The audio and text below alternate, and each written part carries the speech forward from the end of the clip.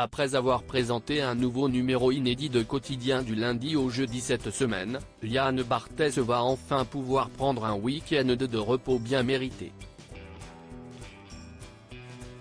Mais avant cela, l'animateur a dû assurer la présentation d'une dernière édition de son talk-show quotidien le vendredi 20 octobre 2023. Bien évidemment, le journaliste était encore une fois accompagné de son habituelle bande de chroniqueurs. Les téléspectateurs de TMC ont ainsi pu retrouver Julien Bellevert, Anne de Petrini, Ambre Chalumeau, ou bien encore Maya Mazoret en plateau ce jour-là. Pour clôturer cette semaine, Yann Barthès avait convié le journaliste économique François Langlais dans son émission. Ancien visage emblématique de France 2, où il intervenait régulièrement dans le journal télévisé de David Pujada, mais aussi dans certaines émissions politiques de la chaîne publique, François Langlais officie désormais au sein du groupe TF1. Le journaliste spécialisé dans l'économie intervient ainsi souvent dans les journaux télévisés de la première chaîne, mais aussi sur l'antenne de la chaîne d'information LCI.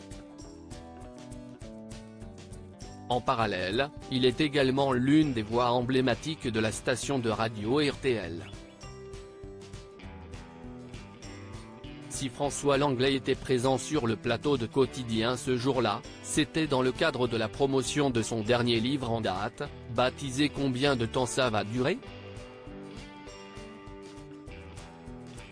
Quotidien, l'invité de Yann Barthès se rattrape grâce à un bon mot interrogé par Yann Barthès. François Langlais s'est retrouvé en grande difficulté au moment où le présentateur de TMC s'est mis à citer un passage de son dernier ouvrage.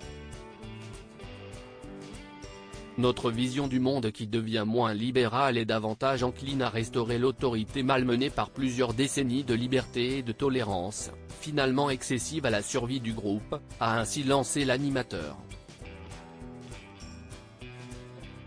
Visiblement circonspect, François Langlais a répliqué « Si esti-moi ça ?»